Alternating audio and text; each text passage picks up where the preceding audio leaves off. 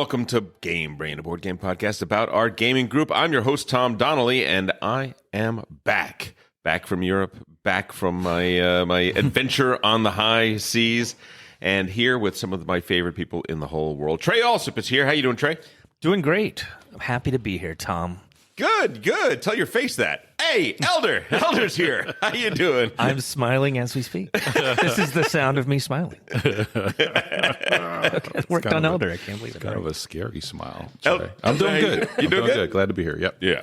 We're gonna be taking a baseline through this podcast. We're gonna be playing the base game. Oh yeah. Who can win? Oh yeah. Here, Tom. You be the judge. Barry White Board Game Podcast.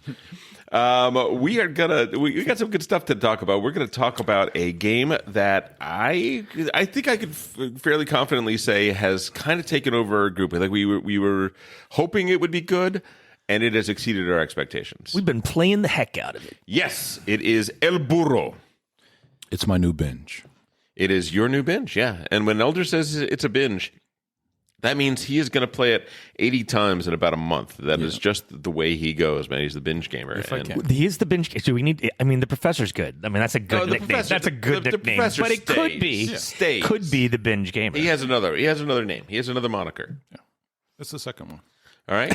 Okay, you're okay with it? Yeah, absolutely. Well, that is what you do, though, Elders. Like you find a game you love and you play the heck out of it. Oh yeah. Because they'll be like, "Hey, I've played this 3 times. How many times have you played Elder?" And you're like, "Oh, it must be over 20 or something. I don't know." Yeah. But for this game, I think I'm up to 12 so far. So far, okay. Well, you keep the stats, so you should. It used to be that you would guess, and now you're like, I think this is my 44th play today. Yeah, something like that. Well, it's been tough because Elders has a copy and Ben has a copy. Ben is now in Europe gallivanting about. Ben, yeah, listen. When I do something, Ben has to do it. It's wait. Somebody else was in Europe. It's kind of sad. Year. So really, other people are copying a little bit. Me, maybe a little bit, like you. Or were you in Europe? Oh, I guess you were in Europe. Yeah. On a cruise. I mean, technically, didn't you go on a cruise? No, yours was a crossing. Sorry, so it was a crossing. It was a crossing. All right, you were on a cruise ship. I was on an ocean liner. I was with old people. I was with old people. Oh my god. So, and I am an old person. Here we go. Let's talk about this real quick. Okay. So one of the other things I am is a travel hacker. I find great deals. I find incredible deals, and basically figured out a way to go on what is now 4 cruises for free. Just there's a way to do it. You get this credit card, and this credit card gives you this status, and then you use this status to get this status at this other place. And once you have that status, suddenly the cruise ships want you to come to them because the status I now have is a very, very high status that makes me seem like a high roller in Vegas, which I am not. But every place that has a casino. So a lot of the cruise lines, the Atlantis in the Bahamas, I can get 4 free nights there. Like all sorts of great stuff opens up because they're like, we would like you to come and lose your money with us, please.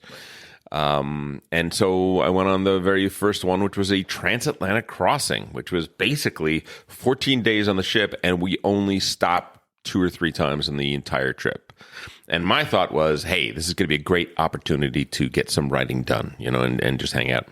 I was not prepared for several things. First of all, I wasn't prepared for the amount the ship moves in the ocean when you're way out there in the Atlantic.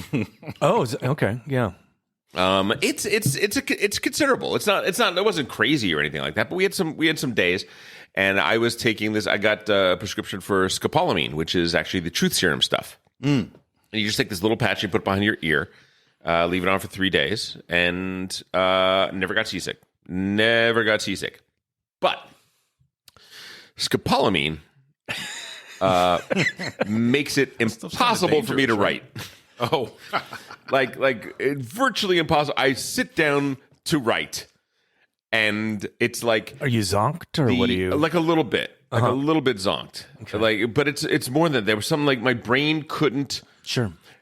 is it the truth serum wouldn't allow me to write fiction? I'm not sure what happened, but it was definitely one of these. Why did you feel things you had where to take this? Well, we hit fairly early in the trip. We hit some. But you were ready with this. This was your solution you had ready to go. Yeah, exactly. Okay, exactly. We hit some waves, and people were starting to get a little. And you had an interior cabin. Sure did. Is the deal is like if the brig is not in use, then that's where you get to sleep. Well, and not on the deck. For the first trip, that's what they give you. They give you an interior cabin, and then I got calls like a week, 4 days before, 2 days before, saying, "Hey, for this much money, we can upgrade you to a suite." They did not know how cheap you were. They had no idea. They're like, "Sir, it's only $300." I'm like, "Would you please tell me how much I'm spending so far?" And they look and they go, "Oh, yeah." Okay. And I said, I'm considering $300. My question is that I just want to make sure $300 is all I'm going to pay because I'm a lone child. I'm the only person in the cabin. He goes, "Oh no, it's $300 per person." I said, "Yeah, but I'm only one person." They go, "Oh no, you'd have to pay the $600 to upgrade." And I'm like, "Well, you've just answered my question. No way, not doing it." So this is a casino deal. I go to the casino. They give me $100 in free chips. You've gamed it. Yes, I did. Okay. Yes, I did. I play the first night with $100 in free chips, and I went on a run, and I turned that $100 into just like 1,800 to just under 2,000. Oh wow! What were you playing? Blackjack. Oh wow! Okay. Blackjack. I'm Okay.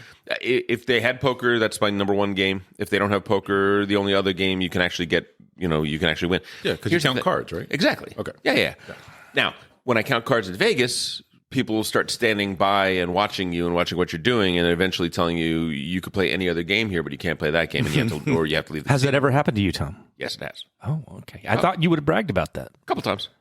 I think you believe. I've heard you brag. You've heard me brag about that.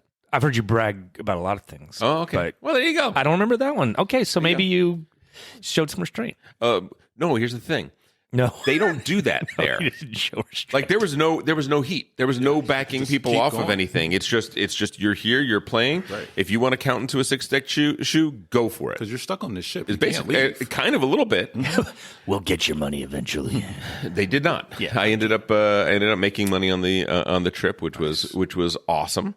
And I got to see what cruising was like. I don't like cruising very much, but I'm going to be going on 3 more cruises. I think so. Transatlantic crossing may be a little bit of a different thing. Well, I'm taking my daughter who just finished her freshman year of college. I'm taking her to the Caribbean. We're doing that at the end of next month, and then I'm doing I'm transiting the Panama Canal and going to Colombia and a little bit of South America in October, and then next February.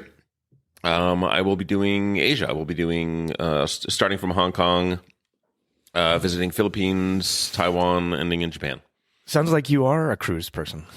I am only a cruise person if they're giving me cruises for free. The moment I have to pay for anything, I'm out. All right. I'm out. But there is Trey, you and I, and Elder as well, we have all been part of IOCane. We have all been part of LARP designers and game designers, and this is what we do. The games that they have, especially on a 14-day crossing where it's like 9 days before you get to the Azores. The games and entertainments that they provide on that cruise ship are criminal. They are bad. They are not. You're saying like the games they have on the shelf or the general activities they have? Both. Okay. Both. The games are terrible, but that's okay. Like I don't. Yeah. Listen, teaching people. Do you not want to say what cruise line this is? Oh, I'll say what it is. It was Holland America, and by the way, a very nice cruise line. Okay. I don't have a problem with them. The only thing I have is better like game design. They are resting on their laurels, and they're not coming up with good activities and entertainment. Yeah. Now, to some extent, this is not my crowd, and this crowd knows what to expect, and for them, they're being delivered exactly what they want. Right. And what is that? That is like live 2 music, trivia contests a day. Oh, bingo. Bingo. Yes. Okay. Right. A little shuffleboard.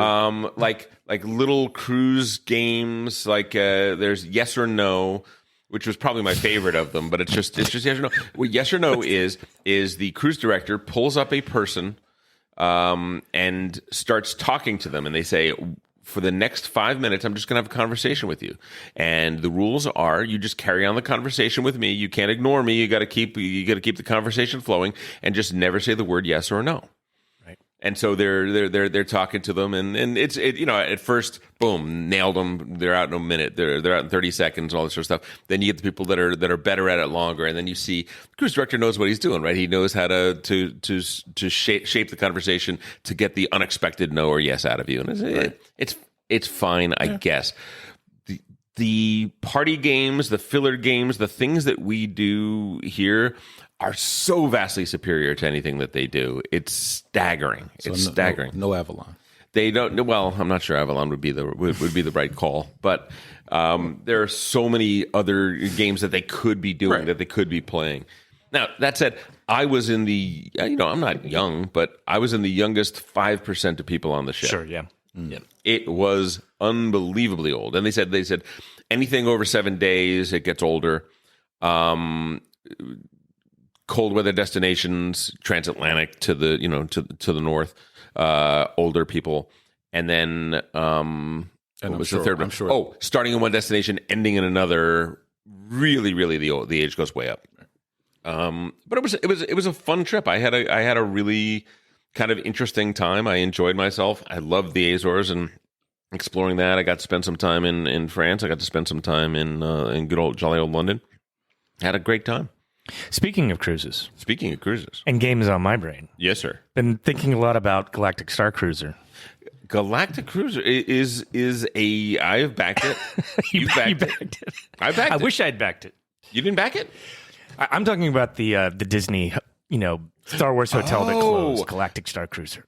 I thought you were talking... No, there is a game called Galactic Cruise. Right. Right? That would... I think Candace played it just on at BGG Con. Yes. And yeah. Yes. No, I'm just obsessed with this Jenny Nicholson video, and as a kind of experienced designer myself, I've found this really interesting, and I'm kind of dying to talk about it with other people. This isn't the time. Why not? But all three of us, you, me, and Elder, have run LARPs have run the most popular LARP at Gen Con.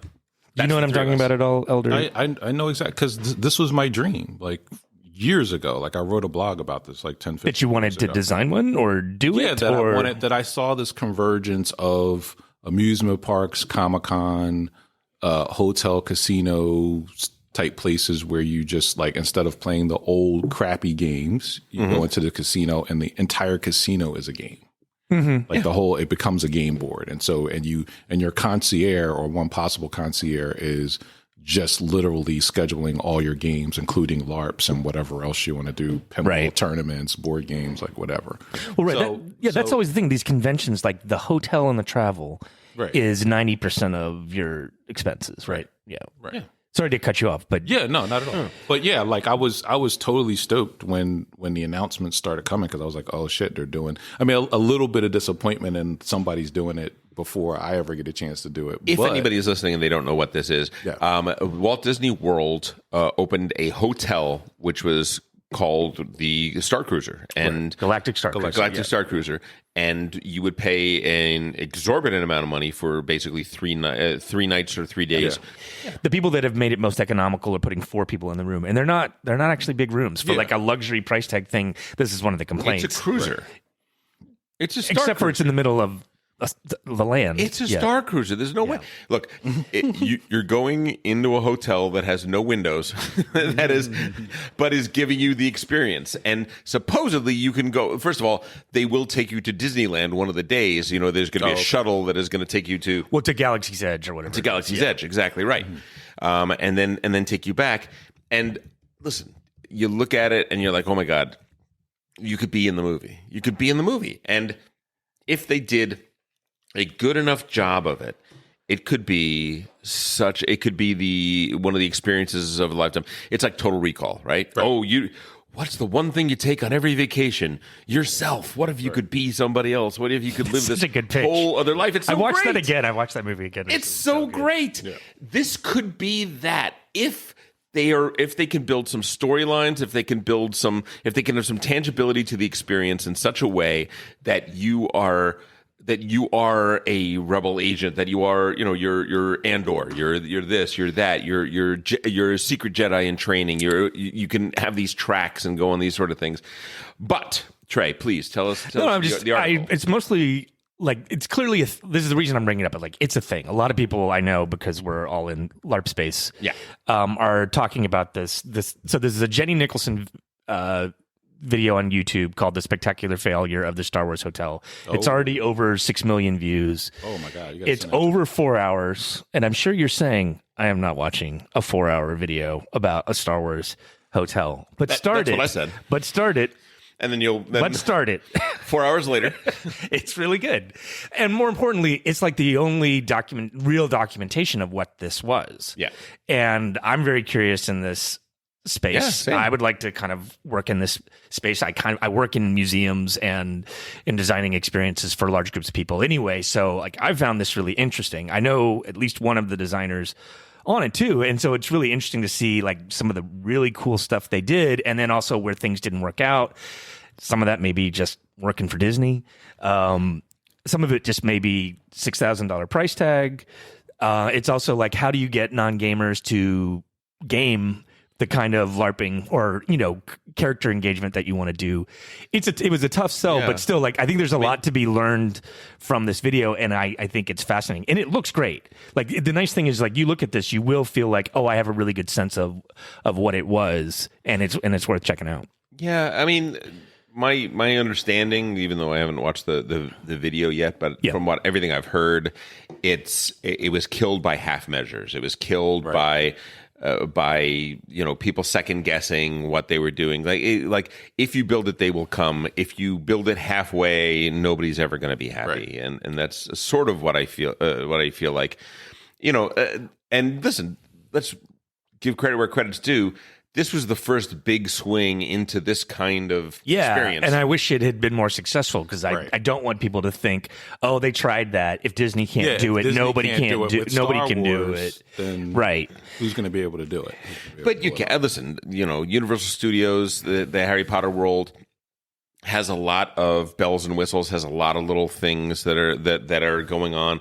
If you get one of those wands, there's all these tiny little places. No. I really like the Hogwarts Village or whatever it is, or Hogsmeade at Universal. I do really like that. I went to the soft open of the Wizarding World of Harry Potter with my daughter.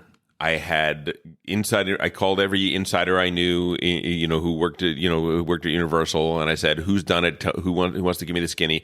And they said, "Okay, if you want your daughter to be picked at Ollivanders, to get to for the thing, stand right here." And so I was with my daughter, and I'm like, "Soleil, come over here." And she's like, "Well, I want to go." No, come over here. Just trust me, just stay right here. And sure enough, she was picked, and she got to pick out a wand, and the whole magic thing happened.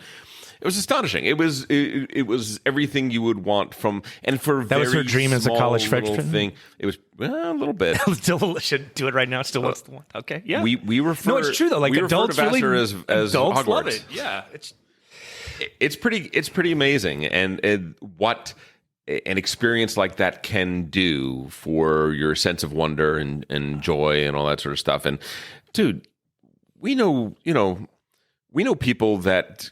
The people that we know that are big toy collectors and stuff like that. Oh yeah, they're 40 years old. They're not. No. They've got the cash to do it. They're not 12. The geekdom's maintaining of that sense of wonder and awe and enjoyment of those kinds of things has not abated one bit. Yeah. So it's a space that can definitely work. I mean, the Super Mario world, by the way. It's another thing that does a lot of. It's just gotten me thinking about like what would be the right way to do it. Yeah, because I think like if I did have.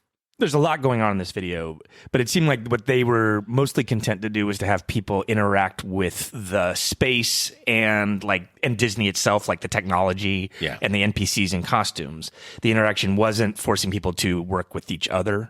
Right. Or, do like escape room, even though like that's an environment and a puzzle you have to solve, you have to work as a group in order to do it. And this had a little too much of like, okay, now you're going to go over here, you're going to be at this station and you're going to do this video game. Yeah. Or, hey, you go over to Star Wars Galaxy's Edge, scan this QR code, and then do a little simple puzzle. It's kind of like when we go to a LARP, you come into a LARP and you see that there's some Sudoku puzzles around. Yeah. You're like, oh crap, I'm in the wrong game. I don't want to be here. I don't want to be here. Right. I don't want to be here. Elder, we're leaving. Are you sure you're going to stay? Because you shouldn't stay.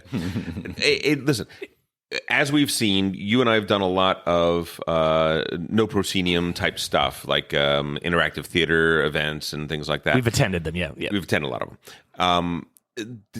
There is this barrier that a lot of people can't seem to get past, which is you are a spectator. We are the performers. You're the public. We can't trust you. Right. And that's not, right. That has some justification. Yeah. You are going to be like, we have taken the stage away and we've taken the audience seats away, but nonetheless, there is the line. You are still audience. You are audience and we are not. And there will be no shifting of that relationship, despite the fact that the space creates the sense that we are all one and we are all the same. And you are not going to change the story. Exactly, and I think to some degree that kind of thinking is exactly what Galactic Star Cruiser and all these other there was also the EverQuest. They did like a theme park. They tried to create a theme park around. There's a whole little industry now, not little even, of like pop-up games to support the marketing of a new movie. Or certain things like that. Like I'm always sad. I feel like I'm not on the right mailing list because I miss those here in LA, and then I hear about them later and said, "Oh, I would have done that." Are you on the no proscenium list? Yeah, I'm on the no proscenium list. Okay. Yeah, they don't have everything. That's true. No, but they're really good for like the interactive theater stuff, and we've got some great stuff here in LA. It's true. So there's that one corner in Hollywood down the street from Pantages, I believe. Yeah, that they always, it's like a big lot, and they do like a bunch of movies. Of just pop up, like a couple of things. Yeah, I think I did one for maybe Ready Player One there. Yeah, they did Walking Dead. They've done something there. I think they did something for Stranger Things at one point. Yeah, Stranger Things. By the way, I saw 6 plays in London, and the Stranger Things one. I was like in a million years I would never be going to the Stranger. I'm in London. I want to see I want to see Shakespeare. I want to see Right.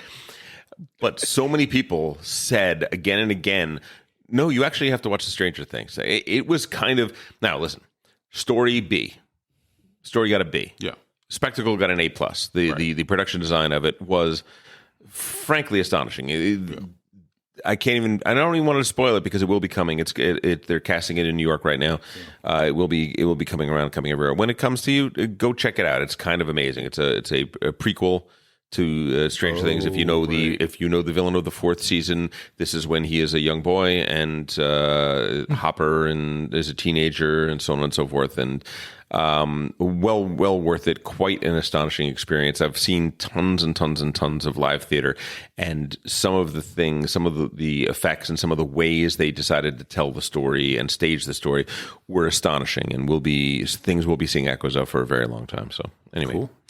But why don't we talk about board games? What if we do that? Yeah, that's a novel idea. Almost. Okay. Almost. And I want to talk about games. I'm just saying, I was going to say, games are on my brain. I'm still kicking around Star Wars Unlimited. They got a new pack coming out, the second release. Is that right? That's right. I mean, I'm so behind on that. I'm not in. Jordan's with me. I'm not in that world at all. And I want to be. I want to be getting now that Netrunner is back. I want to be doing Netrunner, and I haven't started. That's true. He puts that on their list that they want to play it, but I don't. I guess Matt's playing it with some people. I have all of the old cards, like literally everything, and now I got to rebuy, and I just haven't done it yet. I'll get around to it. Look, I'm cruising. Okay, we could talk about BrainCon. We could talk about BrainCon. So basically, or we could just say Tom's big day. No. We played a bunch of games, and Tom won all of them. No, I didn't. You didn't win all of them? No. Oh, that's right. There was one game. Speaking of LARPs. There was a game. So BrainCon, basically, there are 3 big gaming conventions in Los Angeles that happen on... Big gaming convention. Big gaming Yeah, that happened on Memorial Day, Labor Day, and is it MLK Day or is it President's Day? President's Day. Mm-hmm. And or the 3-day weekend of that, they should say. And we've kind of taken to realize that for the most part, we kind of like to game with each other. So at least one of those days, and sometimes for the whole weekend, we just gather at the office, and we had over the course of the day, we had between 15 and 20 people show up, and we played a lot of fun stuff. But Elder, you went to strategic. Did you go to the con this weekend, or Yeah, I did. how many days did you go? I went 2 days, I think. Okay, I went Friday. it's all a blur. And Sunday. Okay. Yeah, and Saturday you came to BrainCon. And then, Saturday night I came to BrainCon and then played a couple games yesterday at my place. Nice. Okay, well, So Nice. I gamed 5 days in a row. So what was the nickname of the serial gamer? What do we call you? the binge game. The binge Binge gamer. gamer, All right, yes. serial gamer. Big Could be time. right too.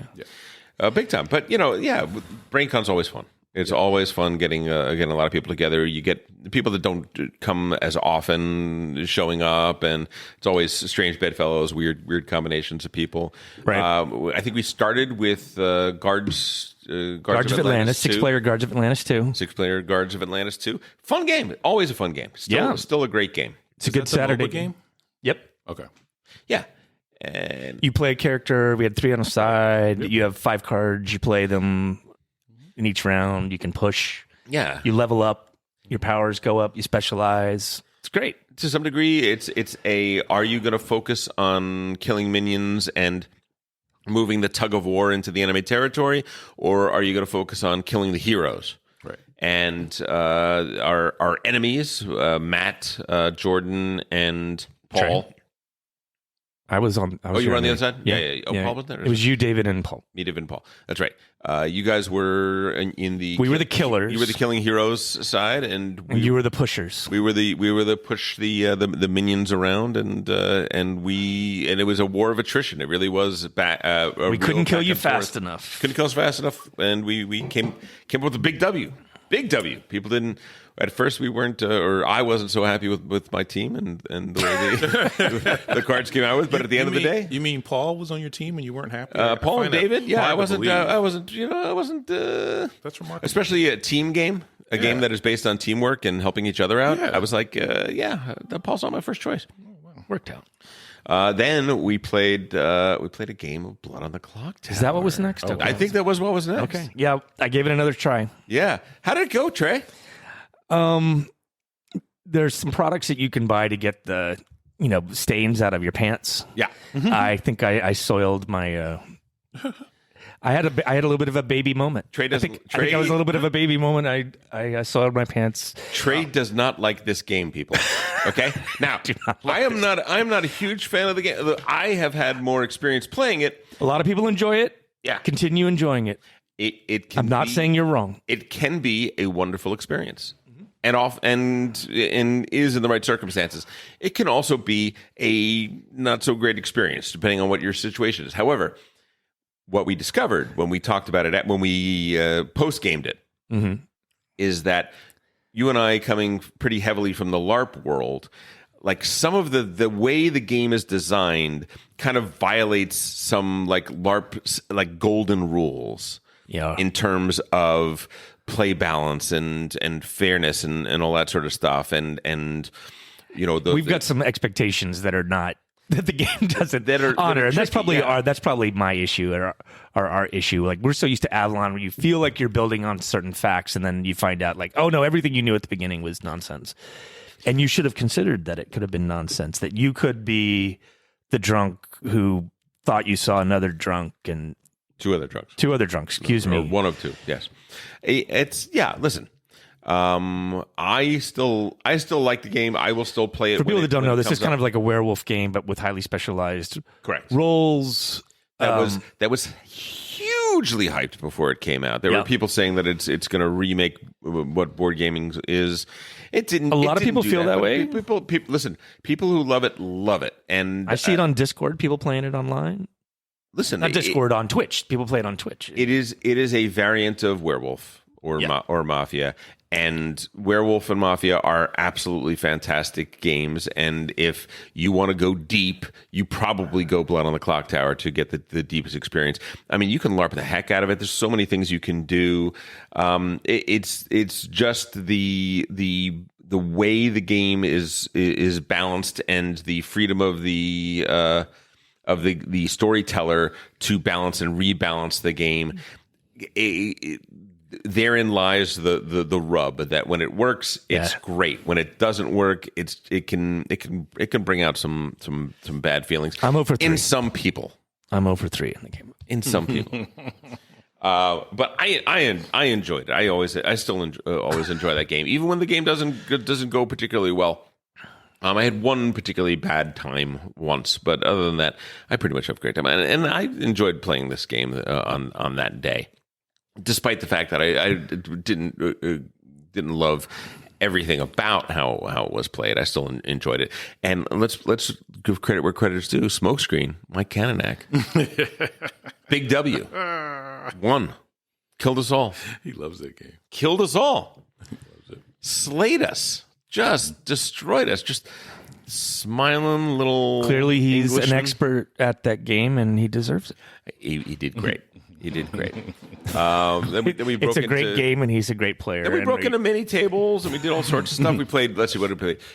Oh, we brought out some Lord of Rome. Lord of Played some Rome. Concordia. We played Concordia. I'm sorry about that, by the way. We dragged Elder over here under the pretenses of playing El Burro, and then we had 5, and we had to play Concordia. No, it was fun. I wanted to Burrow, but It's a really great game. yeah, It's a great It was a game. good game. And we don't Classic. bring it out often enough. exactly. Right. So you bring it out every once in a while, and you're like, oh my god! And now I remember why I love this game. I would like somebody to challenge me in the game at I was some point. Iron Man. It was fun being Iron Man. I had a lot of Came in seconds. fourth. You had a lot of seconds. That was great. All right, should we talk about El Burro? Because that's what we wanted to play on Saturday. And we're stymied continually because every time we tried to play it, we ran into a situation where we had 1 or 2. And we have to invite Elder because he's the one with the game. We did have to invite Elder, but sometimes you gotta take a bullet or two. It's just how it goes. Let's give you the tail of the tape. El Burro, a La Granja game, is a 2024 release. It is by designers Michael Keller and Andreas, otherwise known as Odenhall. And the artist is Haraliski, and the publisher is Spielworks. So and it looks so Spielworks, doesn't it? It's so Spielworks. So Spielworks. We have reviewed La Granja. If you want to go back into our archive, you'll be able to find a review of that. And we gave it a very positive review. I still love La Granja. I will say right now, this game may have fired it.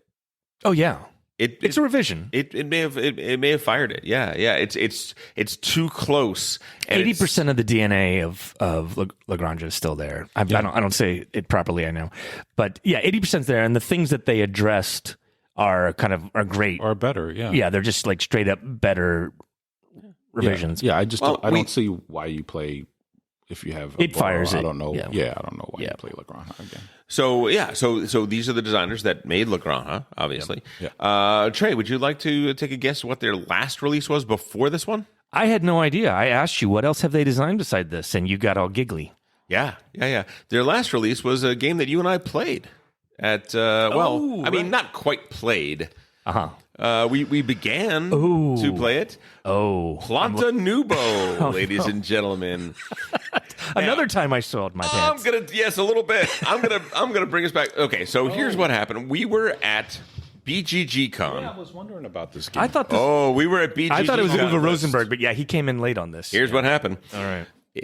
BGG Con this last year in 2023, we were there, and I said, all right, people, here's what we're going to do. Roll up your sleeves. Roll up your sleeves. I am going to give you each a homework assignment. You are going to learn how to play this game. And that way, if all 5 of us do that, then we can each teach one of these games. We can sit down in the hot games room, and we can play all the new hot stuff. And out of those 5 people, Elder, take a guess how many people fulfilled the assignment. 0.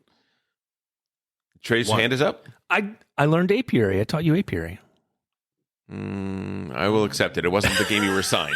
No, it was not the game. It was not the game you were assigned. Okay. No.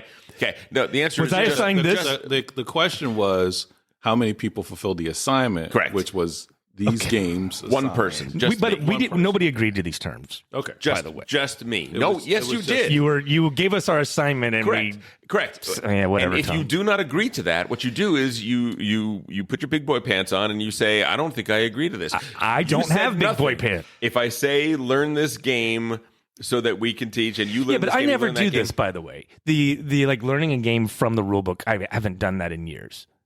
I mean, I really do count on friends playing games that teach, and you learn it that way. So much too. Like I used to enjoy reading rule books, and I just don't anymore. Matt still does. I still do it. Yeah, I like it. I know. Maybe you know what? That would have been a really. That's when you go and see it. Like once you got to play in, and then it makes sense. This would have been a fantastic conversation to have when I assigned you the game to learn, and then we all went off to do other things for a little bit. That would have been the perfect time for this conversation. I taught you apiary. I think it would. Yeah. Okay. So you failed, and then you backdoored in. All right. Was I supposed to teach? Was this my game, Planta Nubo? Yes. It was. Okay. That rule book made no sense in any language, I don't think. But I can see now it makes sense that they were designers because it seemed like there was just so much stuff going on in that game, and it was impossible to absorb. And we tried to just muddle our way through it in a teach, and we failed. Yeah, we did. We failed. We had ended up bailing on it. That's saying a lot. Well, we didn't all bail on it. There was maybe, let's just say that at a certain point somebody said I have to stop playing right now, and we got to do something else. And then the rest of us were like, I didn't say we have to do something else. I said I had to do something else. Now, when we got El Burro, though, I think Ben read the rule book, and I knew La Granja well enough so that when we got together to play the first time, we could put it all together without too much trouble. Right. But we also got a number of things wrong. Yeah, and that said, there were several issues. There were several like errata things that had to be clarified that we had to check the first couple times through. But I think we got them all now. All right, do we want to describe the game? Or? I think we probably should. I should also say that these designers that Michael also was the designer of Agra. If you remember when we were at Essen, we played Agra, and it wasn't one of our top games, but we respected some of the ideas in the design there. And we played Cooper Island. Odie was a Cooper Island guy. Yeah, he designed Cooper Island, which another one of these things. Like a lot of these games, when I think what is the commonality of them, it's ambitious, they didn't quite succeed, but they didn't succeed in interesting ways. You know what I mean? They didn't succeed, but they tried something that I've never seen before. Yeah. And that was very cool. Right. So I like these designers. I like they take big swings. And listen, La Granja is a hit. El Burro is going to be even a bigger hit. You guys have played it more than I have. Elder, why don't you start? Tell us just what's the elevator pitch for El Burro? What's the game? Yeah. So elevator pitch, high level, is you got a farm and you're producing some goods and you are delivering those goods to a couple different places for victory points. And this is a tough one. It's a little tough one to describe because it's kind of old school in the sense of like we have a game aid that describes the 4 different steps we're going to go through each round, and each of those steps has 3 sub-steps. Right. So it's almost like the way you work your way through a game like Civilization, the board game Civilization. Old Avalon Hill games. Yeah, where you're going through, okay, we're now to stage 2.1, everybody does this thing. We're now to 2.2, everybody does a thing. Phase 7, subparagraph B. Yeah. And so it's not elegant in that way, but one of the thing that it's true of La Granja too that immediately, got my attention, which is they kind of embraced the Carl Chuduk use of cards. Yes, in that you're playing this game, you have a hand of cards, and you play these cards to your to your farm, and how you play them to the field determines what they actually will do. So you can put them on the left side of your farm, and they become a field. They can grow wheat or olives or grapes. If you put them on the right side, then they can, increase your hand size, increase your revenue. Maybe it's more space for the pigs that you're trying to breed. If you put them at the top, then that's like contracts that you're going to deliver to a market. And then if you play them to the bottom of your farm, this is the 4th way, then it's almost like an occupation in Agricola where it's some power that's either going to be continuous or you can do it once around. And so you're constantly looking at these cards, and kind of like a good Agricola draft, you're looking at your hand at the beginning and saying how do I use my cards in combination? Because I'm going to assign one of them to each, quadrant of my farm. Out of your starting hand of 6 cards, how do I assign 4 of them? Yeah, so that's a great puzzle right off the bat. Yeah. I mean, the game only is 4 rounds long. Mm-hmm. That's all it is. So it is one of those. It is an older design, right? The older style design was 4 or 5 rounds of the game, each of which has 10 parts to the round, right? That's kind of the older design. It is like that. And, I think the main mechanism, if we had to say there's a main mechanism, there is dice drafting. And the dice are basically on a... if you've played Toletum, it's essentially a lot like Toletum. There's a rondel. There's a rondel, and when you pull a die, you get to activate the 2 actions in that slice of the rondel, and one part of it moves, so the 2 sections of each slice are never the same twice. They're going to be changing constantly over the course of the game. I was trying to think, to me, that might have been the first dice drafter I played. That we can probably think of other examples, but that was the first time where you're like, okay, we roll dice. That's some randomness, but it's input randomness, and then we have to kind of deal with what's there. Well, we choose our action. Yeah, that's true. But twa you're rolling your own dice. But then you can use anybody's. Then you kind of dice, So there's some twa there. Yeah, and the cool thing here is the number of dice is equal to the number of players times 2, and plus then 1 plus 1, so that everybody's going to choose 2. So turn order matters tremendously. And then whatever die is left is a communal die that everybody gets that action, or at least half of that action. So that's actually often a very interesting decision of you're kind of like, oh, if I don't take this thing now, am I ever going to get it? What's going to be the common thing? This is actually some of the most interactive part of the game is the dice drafting at the center of it. That makes up about half of your income and actions in the game. And a lot of it is, your farm is producing things, and you're going to use those things to trade. You're going to do goat trading, where you're going to take things on your goat to your neighbors and help them fulfill some of the things they're trying to do, and that is going to boost you. And then you're going to be fulfilling your own stuff with donkey trading. And along the way, hopefully moving your donkey along a circuitous path all over to the port, all over the land to the port. Which this last game we did not get to the port at all, or not even close. It's an option. It's an option. I will say that's one of the things. So this is what I think of the game design that I love. I love a game where you have to make strong choices in the game, because the number of things that you can actually do in the game is actually relatively limited, but the distance you can go down the various paths of the game is vast. Yes. In this game, almost none of us got much more than halfway down the donkey path. Yeah. You can focus on that and get a lot farther and do a lot more in that space.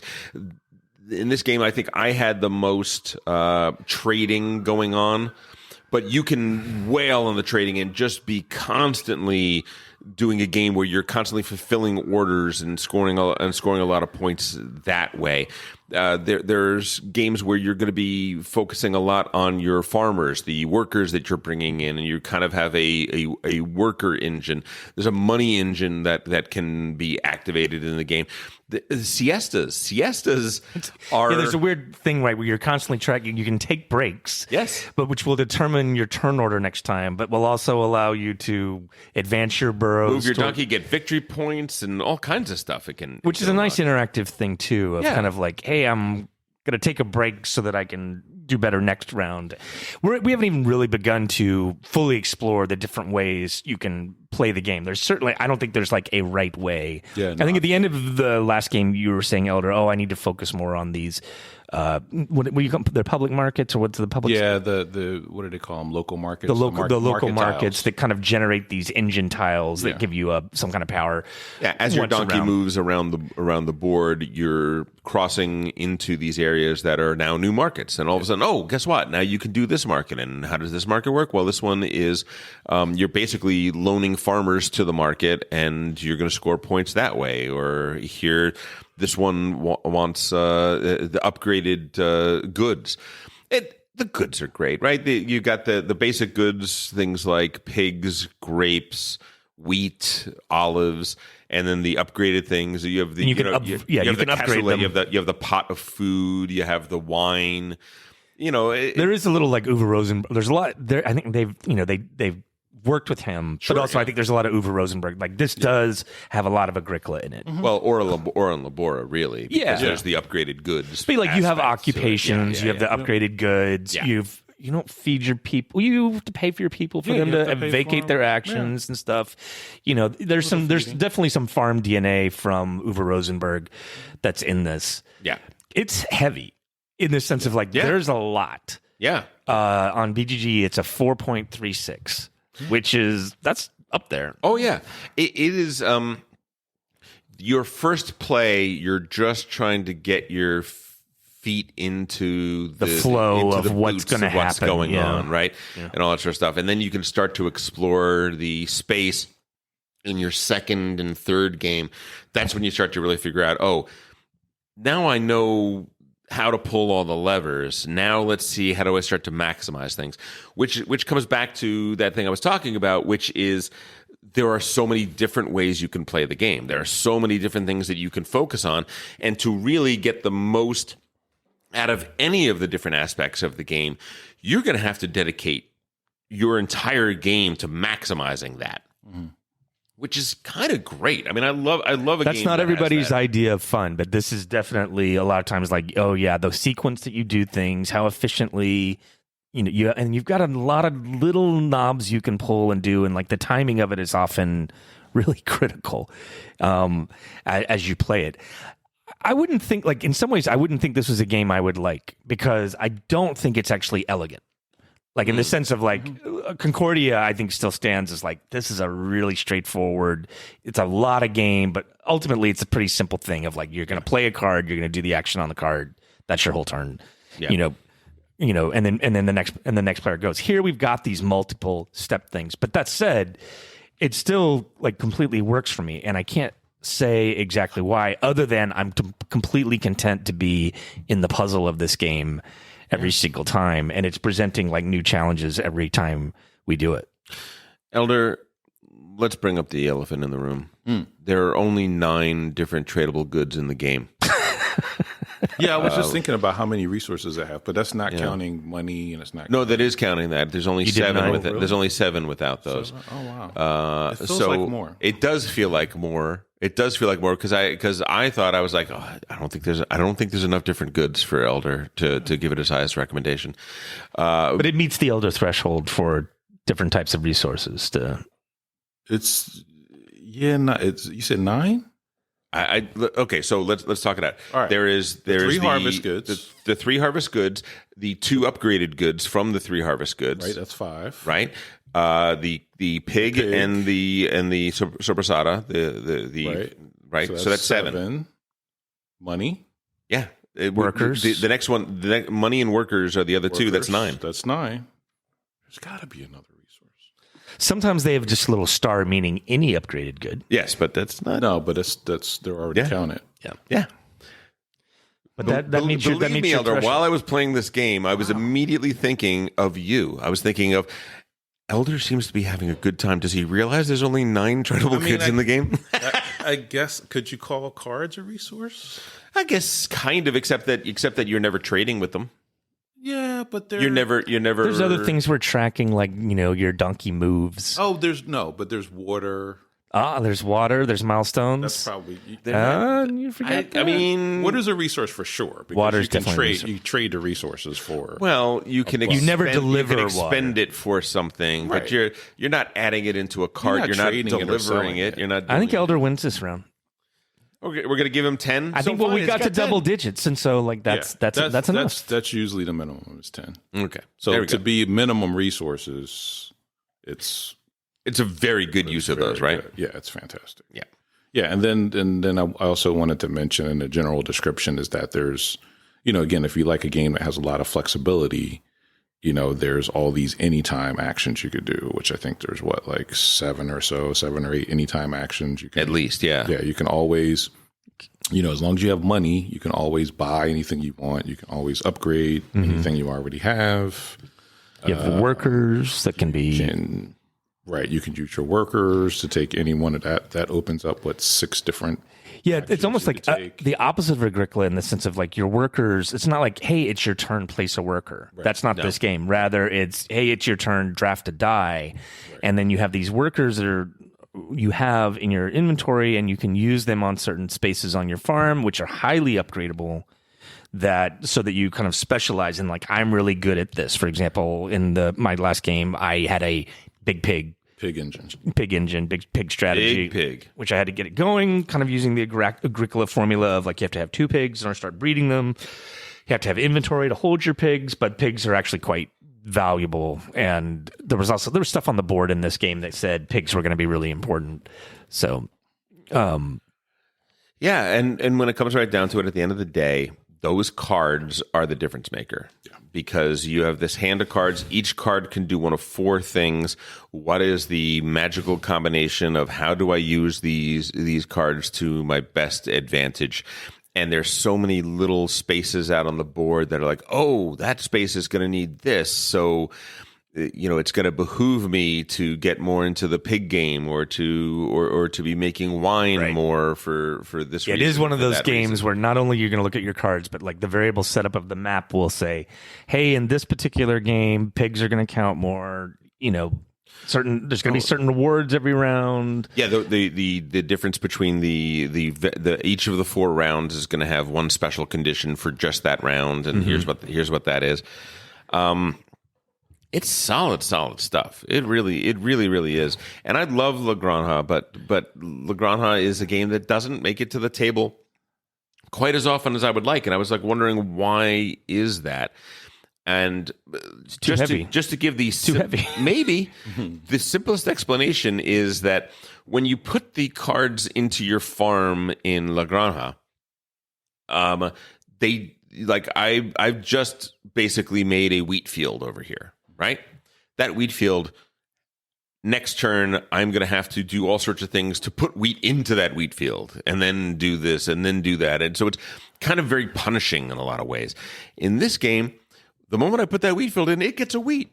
So I know this is a nicer game. It is a kinder game. It really kind of is, yeah. And I also found, like, yes, La Granja, you could lose all your liquidity and you could suddenly not be able to do anything. You can stall out this game, both in terms of like, hey, we're going to allow you just to do these actions whenever. Hey, when you play a field to your farm, you're immediately going to get the goods, so that's easier. I just found like the money is now just so much looser. Yeah, you have a lot more freedom to do what you want to do. That said, I still like spent every cent I had in the game, but there was times playing La Granja where you're like, I can't do what I want. Right. Do you guys think that, because I feel like this is an emerging design idea that is really starting to become much more common, the anytime actions, the explosion of anytime actions in these types of games, I feel like is a design choice that more and more people are adopting to combat exactly that, to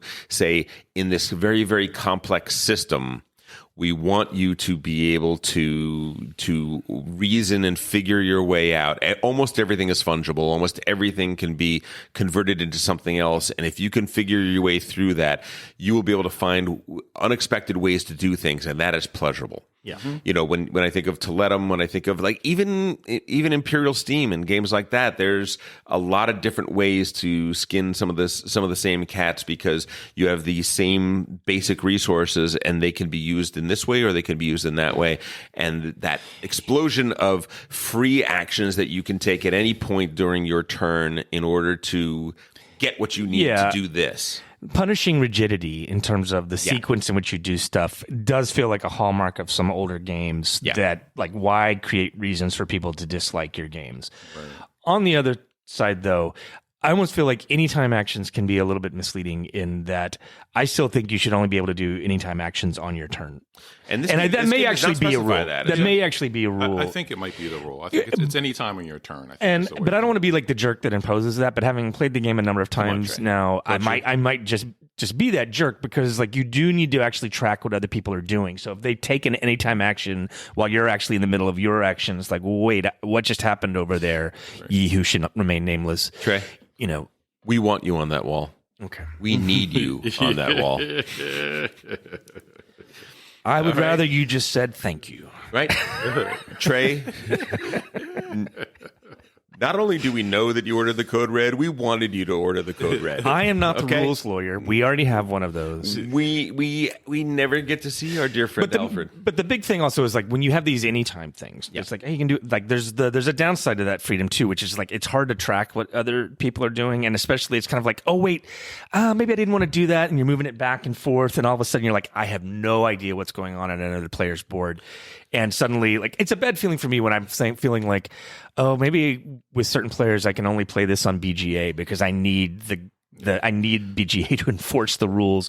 Yeah, but isn't that also a like first 3 plays kind of situation? Like over time, listen, there's a lot going on in this game. It's taken me to my 4th play to feel like I've actually got all the rules right now. And like Elder, you had 12 plays, and I even pointed out something you had wrong today. So like, there's just so much stuff there. You're going to get stuff wrong, and that's not the end of the world. That's not the end of the world at all. But it does Elder mean discovers things he was playing wrong on his 40th play. It's just the way it goes, man. It's good. Sometimes it happens. Elder isn't about the rules, man. He's about the play. He's about the game. But it can also be like you want to stay focused and present, and so like when it's somebody else's turn, like be paying attention. You know, you still want to pay attention and not. You know, yes, you should be planning and ready when it gets to your turn.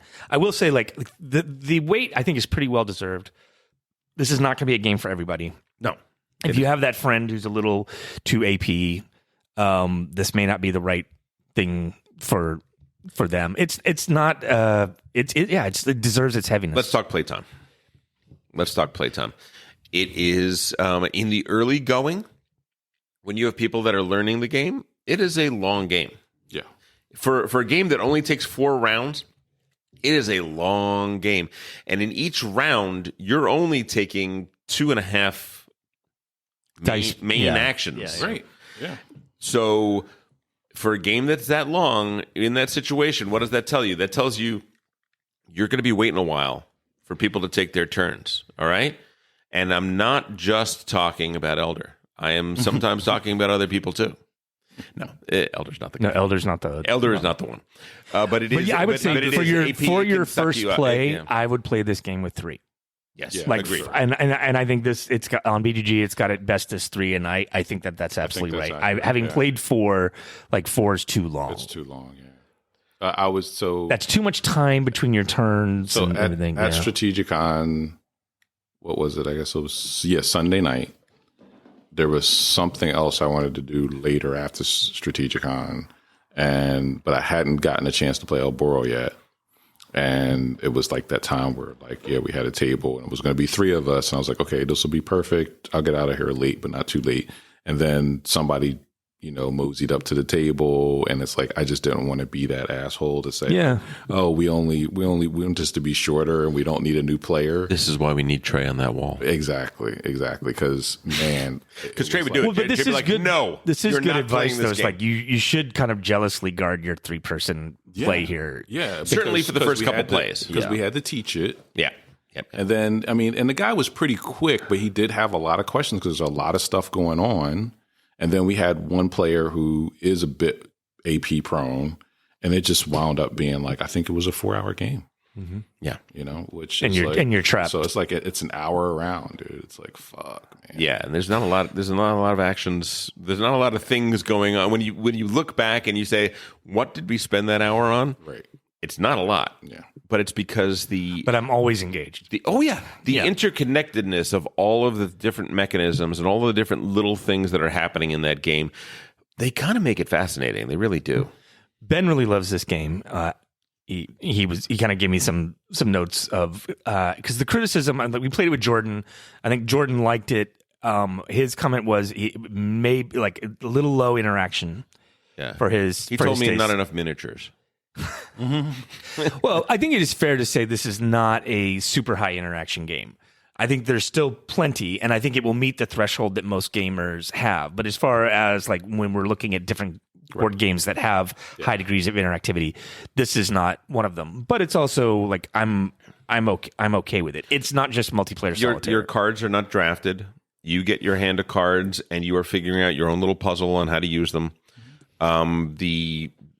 the dice are drafted, kind of. They are, so there is a denial. Your turn order matters a lot. There was a lot of races in the game, surprisingly, where I'm like, oh, I need to complete this before someone else does because there were some bonus points or to get this reward. That happened. But not high. To play devil's advocate, the bonus points are usually one.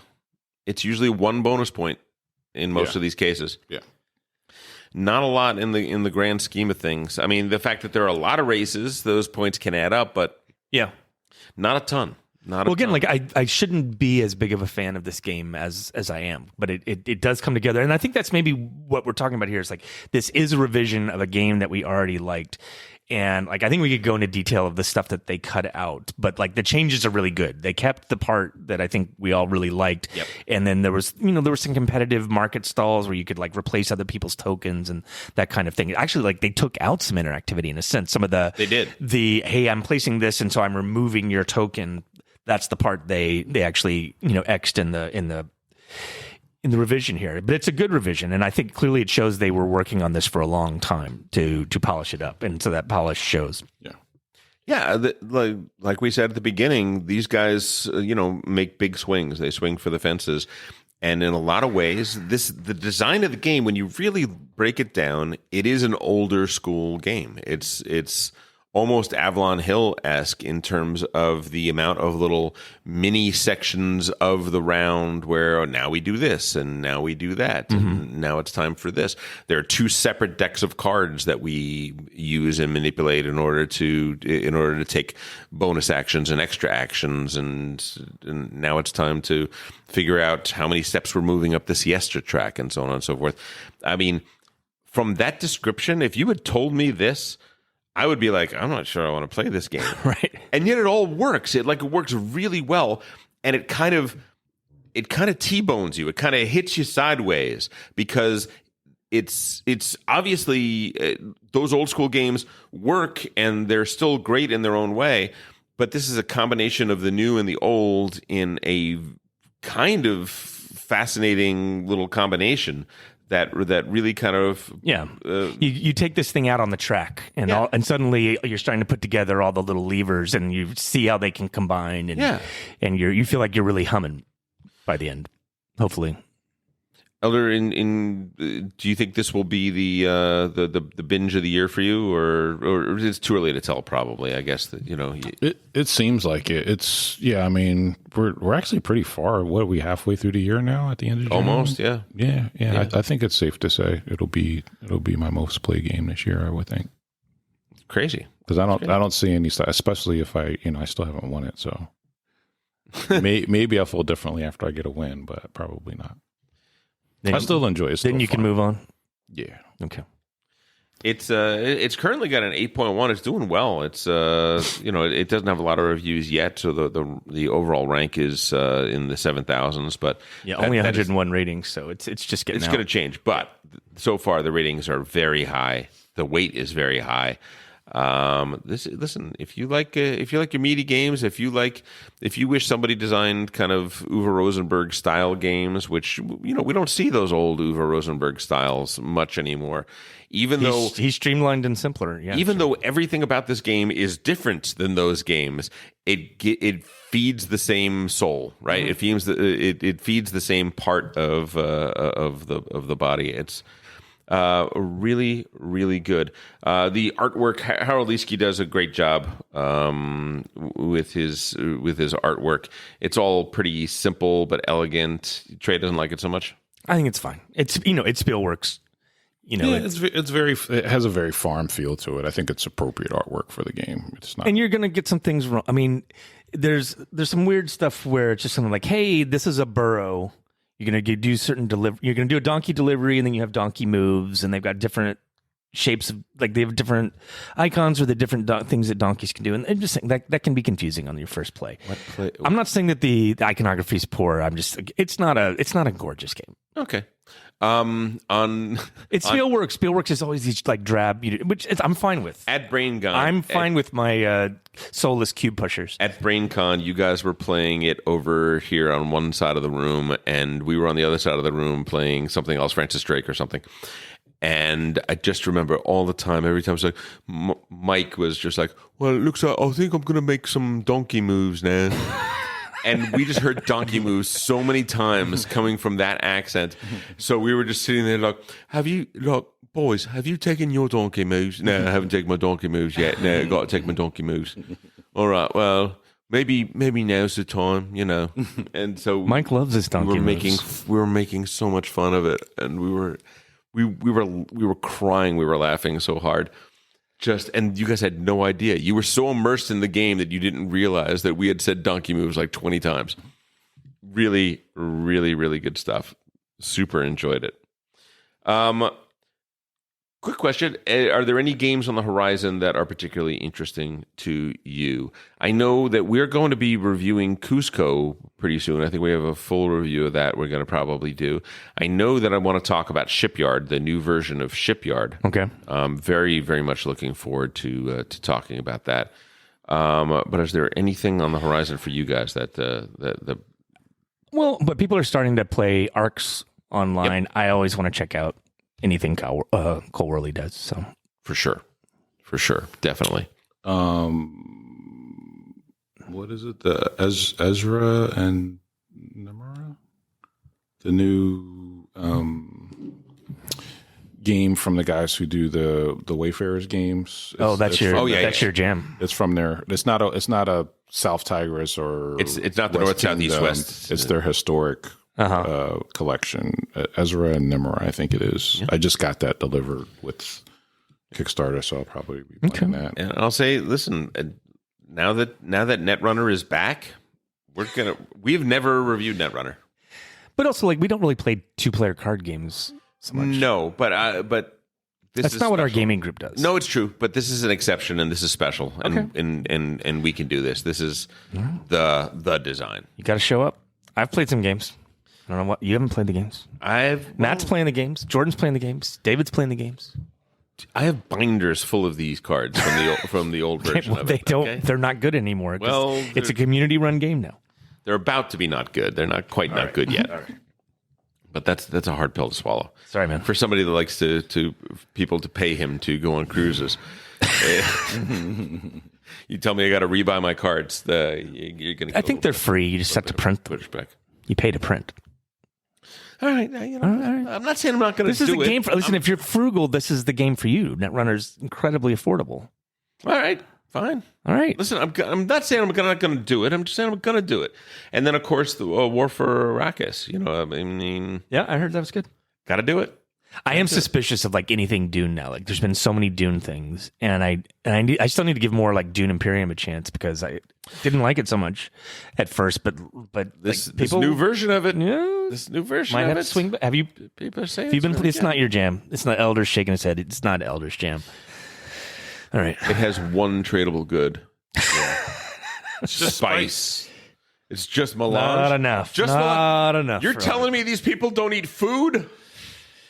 You telling me those ornithopters don't need some oil or something? Come on.